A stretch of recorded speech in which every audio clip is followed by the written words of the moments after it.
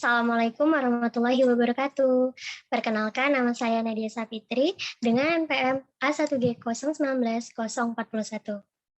Baiklah, Bapak dan teman-teman, di sini saya akan menjelaskan mengenai anatomi dan fisiologi manusia. Sebelum kita membahas lebih jauh mengenai anatomi dan fisiologi manusia ini, maka kita harus mengetahui terlebih dahulu apa itu anatomi dan fisiologi. Anatomi adalah ilmu yang mempelajari mengenai struktur tubuh. Nah, pada anatomi tubuh manusia inilah akan terlihat bahwa manusia memiliki banyak sekali elemen-elemen yang menyusun satu tubuh manusia. Nah, anatomi dan fisiologi ini adalah ilmu pengetahuan yang mempelajari tentang susunan atau potongan tubuh dan bagaimana alat tubuh kita dapat bekerja. Nah, di dalam anatomi dan fisiologi manusia ini ada 7 yang akan kita bahas. Yang pertama yaitu sistem pencernaan manusia, yang kedua sistem pernapasan pada manusia, yang ketiga sistem peredaran darah, yang keempat sistem gerak, yang kelima sistem ekskresi, dan yang keenam sistem koordinasi, dan terakhir ada sistem pertahanan tubuh. Baiklah teman-teman, kita akan bahas satu persatu. Yang pertama adalah sistem pencernaan manusia. Sistem pencernaan manusia adalah saluran yang memanjang dari mulut hingga ke anus. Saluran ini sendiri berfungsi untuk mencerna, memecah, dan menyerap zat gizi makanan untuk dapat dikirimkan melalui peredaran darah. Dan sistem pencernaan ini amat penting bagi tubuh kita. Baiklah, ada pun yang akan kita bahas yang pertama adalah organ-organ pencernaan manusia. Yang pertama, rongga mulut. Mulut berfungsi sebagai tempat masuknya makanan dan dimulainya proses pencernaan. Karena di dalam mulut inilah terjadi pencernaan secara mekanik oleh gigi dan kimiawi oleh enzim amilase. Gigi akan dapat menghancurkan makanan menjadi ukuran yang lebih kecil sehingga memudahkan enzim amilase dalam bekerja. Yang kedua yaitu paring atau tekak dan tenggorokan atau kerongkongan atau esofagus. Tenggorokan atau faring merupakan saluran pencernaan yang menghubungkan rongga mulut ke kerongkongan atau esofagus. Makanan yang ditelan dari mulut masuk melalui paring dan diteruskan ke kerongkongan. Perlu kita ketahui juga bahwa pada dinding kerongkongan ini terjadi gerakan peristaltik, yaitu gerakan meremas-remas yang mendorong makanan menuju ke lambung. Yang ketiga adalah lambung. Lambung adalah organ pencernaan yang berbentuk seperti kantong. Organ ini bersifat elastis, bagian dindingnya berotot. Nah, di dalam lambung inilah makanan mengalami pencernaan kembali. Yang keempat yaitu usus halus. Setelah melewati lambung, makanan akan dapat dicerna di dalam usus halus. Usus halus inilah merupakan tempat penyerapan sari-sari makanan. Setelah diserap, sari-sari makanan tersebut akan dapat diedarkan ke dalam tubuh melalui darah. Ada 3 bagian dari usus halus sendiri, ada usus halus jari, usus halus bagian tengah, dan usus halus bagian akhir. Yang kelima yaitu usus besar. Usus besar adalah organ yang terhubung langsung dengan usus halus. Sisa makanan yang tidak dapat dicerna dan diserap ke tubuh lalu akan diteruskan ke dalam usus besar, karena usus besar sendiri berfungsi untuk dapat membusukkan makanan tadi membentuk feses dengan dibantu oleh bakteri. Yang terakhir adalah anus. Anus merupakan organ terakhir dalam saluran pencernaan kita. Organ ini berfungsi sebagai tempat pengeluaran feses dan hasil pembusukan sisa makanan. Selanjutnya yang akan kita bahas adalah proses pencernaan makanan. Saluran pencernaan manusia sendiri terdiri atas saluran pencernaan dan kelenjar pencernaan. Saluran pencernaan manusia memiliki fungsi yang penting di dalam mencerna makanan, di mana makanan yang akan masuk ke dalam tubuh harus melewati saluran-saluran pencernaan, seperti yang telah kita bahas tadi, mulai dari mulut hingga ke anus. Selain saluran pencernaan manusia, terdapat juga kelenjar pencernaan, di mana kelenjar pencernaan merupakan bagian yang penting di dalam sistem pencernaan. Kelenjar pencernaan makanan ini dihasilkan dari kelenjar ludah, pankreas, dan hati. Yang selanjutnya yang kita bahas adalah proses pencernaan, yaitu ada pencernaan mekanik dan kimiawi.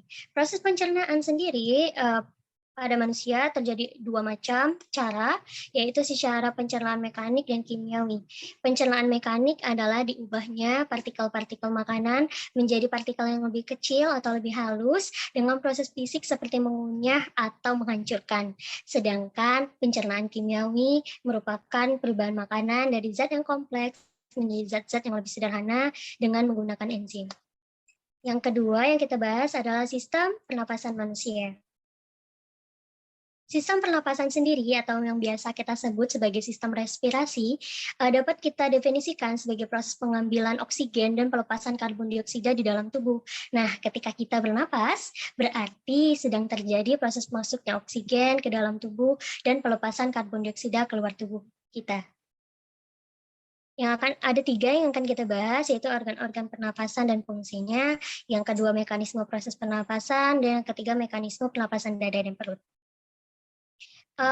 Organ pernapasan dan fungsinya yang pertama.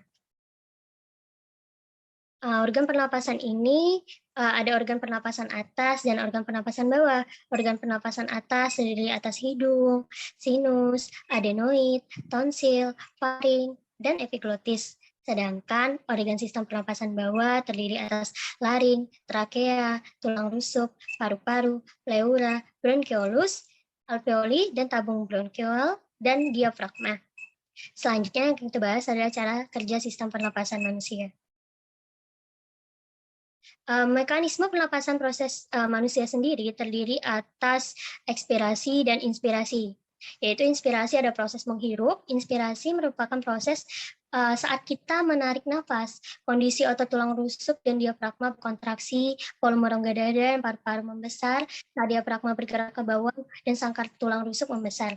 Tekanan udara dalam paru-paru menjadi lebih rendah dari tekanan udara di luar, sedangkan ekspirasi adalah gerakan menghembus. Ekspirasi merupakan proses menghembuskan nafas, kondisi otot tulang rusuk dan diafragma berelaksasi, volume rongga dada dan paru-paru mengecil saat diafragma bergerak naik dan sangkar tulang rusuk mengecil, tekanan udara di dalam paru-paru naik dan udara keluar dari paru-paru. Yang selanjutnya adalah mekanisme pernapasan dada dan perut. Yang pertama, mekanisme pernapasan dada. Ada 2 tahap dalam pernapasan dada, yaitu ada inspirasi dan ekspirasi.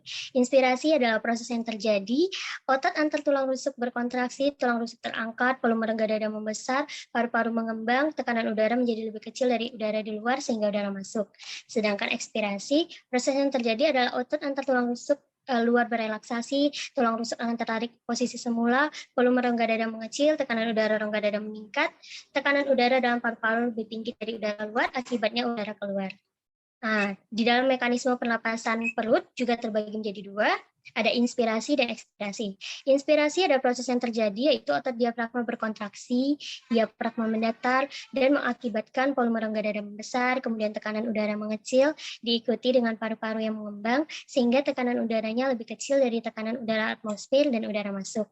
Ekspirasi, proses ini dimulai dari otot diafragma berelaksasi dan otot dinding perut berkontraksi sehingga menyebabkan diafragma terangkat dan melengkung menekan rongga dada, kemudian volume rongga dada mengecil dan tekanannya meningkat sehingga udara dalam paru-paru keluar. Pembahasan kita yang ketiga adalah sistem peredaran darah manusia. Sistem peredaran darah atau yang biasa kita sebut sebagai sistem sirkulasi adalah suatu sistem yang mengangkut atau mendistribusikan berbagai zat dalam tubuh. Nah, sistem sirkulasi ini sendiri terbagi menjadi 2, yaitu kardiovaskuler dan limfatik. Fungsi utama dalam sistem sirkulasi yaitu mengalirkan gas, yaitu oksigen dan karbon dioksida, mengalirkan nutrisi dari saluran pencernaan menuju sel-sel tubuh, kemudian mengambil sisa metabolisme ke sistem ekskresi. Sistem peredaran darah yang akan kita bahas yaitu ada organ-organ sistem peredaran darah dan peredaran darah kecil dan besar. Organ sistem peredaran manusia yang pertama yaitu jantung. Jantung kita sendiri berfungsi untuk dapat memompa darah ke seluruh tubuh kita dan dibungkus oleh membran perikardium. Lapisan dari dinding jantung sendiri terdiri dari 3 lapisan, yaitu lapisan epikardium, miokardium, dan endokardium. Nah, ada 3 katup, yaitu pulpa bicuspidalis, tricuspidalis, dan semilunaris. Nah, yang kedua adalah pembuluh darah. Pembuluh darah adalah pipa elastis yang menjadi bagian dari sistem peredaran darah manusia.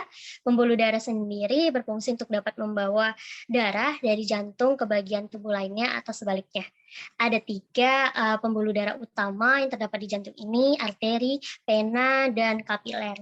Yang ketiga adalah darah. Darah merupakan komponen utama dalam sistem peredaran darah manusia ini. Nah, di dalam tubuh kita rata-rata mengandung sekitar 4-5 liter darah. Darah sendiri berfungsi untuk mengangkut nutrisi, oksigen, hormon, dan berbagai zat lainnya dari dan ke seluruh tubuh. Ada beberapa komponennya yaitu plasma darah, sel darah putih, dan keping darah. Nah, selanjutnya adalah peredaran darah kecil dan besar. Sistem peredaran darah besar, pada sistem siklus peredaran darah besar ini merupakan sistem peredaran darah dari jantung ke seluruh tubuh dengan siklus bilik kiri, aorta, seluruh tubuh kecuali paru-paru, vena cava, dan serambi kanan. Yang kedua yaitu sistem peredaran darah kecil. Pada siklus peredaran darah kecil merupakan sistem peredaran darah dari jantung ke paru-paru dengan siklus sebagai berikut: bilik kanan, arteri pulmonalis, paru-paru, vena pulmonalis, dan serambi kiri. Yang selanjutnya yang kita bahas adalah sistem gerak pada manusia. Sistem gerak merupakan satu kesatuan di dalam tubuh manusia yang membuat manusia bisa bergerak seperti yang kita kehendaki. Sistem gerak pada manusia juga disebut sebagai sistem muskuloskeletal yang terdiri atas otot, sendi, rangka, dan organ lainnya seperti tulang, rawan, dan ligamen. Adapun yang kita bahas adalah mengenai organ-organ sistem gerak dan cara kerja otot dan rangka. Organ-organ sistem gerak yang pertama adalah tulang. Tulang tergolong ke dalam alat gerak pasif dikarenakan tulang hanya dapat bergerak jika terjadinya aktivitas pada otot. Nah, tulang sendiri berfungsi sebagai pondasi tubuh, melindungi organ-organ vital di dalam tubuh, menyimpan kalsium, dan memproduksi sel darah. Yang kedua adalah otot. Otot bergerak secara kontraksi dan relaksasi. Yang ketiga sendi. Pada dasarnya sendi adalah sebutan untuk pertemuan antara dua buah tulang. Contohnya sendi rahang, misalnya pertemuan antara tulang rahang atas dan tulang rahang bawah. Yang keempat adalah rangka. Manusia memiliki rangka dalam yang disusun oleh tulang keras dan tulang rawan. Selanjutnya yang akan kita bahas adalah cara kerja otot dan rangka. Berdasarkan cara kerjanya, otot sendiri dibagi menjadi dua macam, yaitu ada otot sinergis dan otot antagonis. Otot sinergis adalah otot yang bekerja sama secara searah, sedangkan otot antagonis adalah kebalikannya, otot yang bekerja secara berlawanan arah. Cara kerja dari sistem rangka yaitu peran utama dari sistem kerangka manusia bersama dengan sistem otot yaitu dengan memberikan gerakan. Sistem kerangka utama yang terdiri atas tulang klasifikasi dan massa bisa lebih lembut atau yang biasa kita kenal sebagai tulang rawan dan terhubung ke otot-otot oleh tendon. Selanjutnya yang kita bahas adalah sistem ekresi. Sistem ekresi merupakan proses pengeluaran zat-zat sisa metabolisme yang sudah tidak digunakan lagi oleh tubuh. Sisa metabolisme ini dapat berupa senyawa-senyawa yang bersifat toksik atau racun. Nah, ada beberapa yang akan kita bahas, yaitu mengenai organ-organ sistem ekresi. Yang pertama, kulit. Kulit merupakan lapisan jaringan pelindung terluar yang terdapat di permukaan tubuh kita. Kulit termasuk organ ekresi karena mampu mengeluarkan zat-zat sisa berupa kelenjar keringat. Nah, selain itu, kulit juga berfungsi sebagai alat indera perasa dan peraba. Yang kedua yaitu ginjal. Ginjal kita sendiri berfungsi untuk dapat menyaring zat-zat sisa metabolisme di dalam darah, mempertahankan keseimbangan cairan tubuh, mengekresikan gula darah yang melebihi kadar normal, dan mengatur keseimbangan kadar asam dan basah dan garam dalam tubuh. Nah, perlu kita ketahui teman-teman bahwa di dalam ginjal ini terjadi proses pembentukan urin yang biasa kita kenal dengan ada 3 tahap yaitu filtrasi, reabsorpsi, dan augmentasi. Yang ketiga, paru-paru. Paru-paru manusia berjumlah sepasang, terletak di dalam rongga dada yang dilindungi oleh tulang rusuk. Paru-paru sendiri memiliki fungsi utama sebagai organ pernapasan. Nah, paru-paru juga merupakan organ ekresi karena mampu mengeluarkan gas sisa proses pernapasan, yaitu CO2 dan H2O. Yang keempat, hati. Hati sendiri berfungsi untuk mengekresikan getah empedu, zat sisa dari perombakan sel darah merah yang telah rusak dan dihancurkan di dalam limpa. Selain itu, berfungsi juga sebagai organ penawar racun, menyimpan glikogen dan pembentukan sel darah merah pada janin dan sebagai kelenjar pencernaan. Selanjutnya yang akan kita bahas adalah sistem koordinasi pada manusia. Sistem koordinasi adalah sebuah sistem yang mengatur kerja otot-otot pada tubuh, dan sistem ini berperan untuk memerintahkan setiap organ agar dapat bekerja saling mendukung fungsi tubuh agar dapat bekerja dengan baik. Nah, di dalam sistem koordinasi manusia ini terdapat hormon dan sistem saraf. Hormon adalah zat kimiawi yang berfungsi untuk mengirimkan berbagai pesan ke seluruh tubuh. Hormon menyebar ke seluruh tubuh melalui pembuluh darah sebagai pesan apa yang harus dilakukan oleh masing-masing organ yang ditujunya. Hormon sangat penting bagi tubuh kita. Selanjutnya adalah sistem saraf pada manusia. Sistem koordinasi saraf adalah organ yang terdiri dari sel-sel neuron dan sel-sel pendukungnya. Sel saraf bekerja menggunakan perbedaan potensial listrik untuk mentransmisikan sinyal dari satu tempat ke tempat lainnya. Nah, dalam sistem saraf ini ada saraf pusat dan saraf tepi. Sistem saraf pusat adalah segala koordinasi dan regulasi organ-organ dalam tubuh, dan sistem saraf pusat ini terhubung langsung dengan otak dan saraf sumsum tulang belakang. Sistem saraf tepi. Pada sistem saraf ini terdapat beberapa saraf kecil yang menghubungkan otak dan tulang belakang dengan organ saraf tepi. Nah, di dalam sistem saraf ini ada gerak sadar dan gerak tidak sadar. Gerak sadar adalah gerak yang sengaja atau secara sadar, sedangkan gerakan tidak sadar atau refleks adalah gerakan yang tanpa disadari atau disengaja. Yang terakhir yang akan kita bahas adalah mengenai sistem pertahanan tubuh. Sistem pertahanan tubuh adalah yang dimiliki oleh tubuh untuk mencegah masuknya bakteri, virus, atau hal lain penyebab penyakit. Nah, tubuh manusia ini sangat konstan ditantang oleh bakteri, virus, parasit, radiasi matahari, dan polusi. Nah, di dalam sistem pertahanan tubuh manusia terdapat fungsi pertahanan.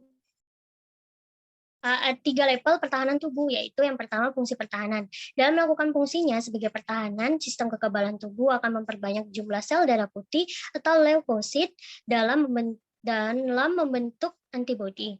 Nah, yang kedua yaitu fungsi homeostasis, yaitu imunitas atau sistem kekebalan tubuh. Dalam fungsi ini membuat tubuh dapat mengeluarkan atau membuang sel-sel yang rusak dan mati. Yang ketiga fungsi pengawasan. Nah, sebagai fungsi pengawasan, imunitas bertugas untuk memonitor dan mengenali tipe-tipe sel abnormal yang timbul secara konstan. Selanjutnya adalah proses pembentukan antibodi. Sistem imunitas tubuh ternyata tersusun atas beberapa bagian. Ini termasuk pula respon dari garda atau lini pertama yang melibatkan sel-sel kekebalan tubuh, dan sebagai pengingat tubuh akan bagian sel yang diserang atau memicu infeksi. Nah, ada beberapa jenis antibodi. Yang pertama imunoglobulin A, yang paling sering kita temukan dalam tubuh dan terlibat dalam proses terjadinya reaksi alergi. Dan yang kedua imunoglobulin E, yaitu yang biasa kita temukan dalam aliran darah meskipun jumlahnya sedikit.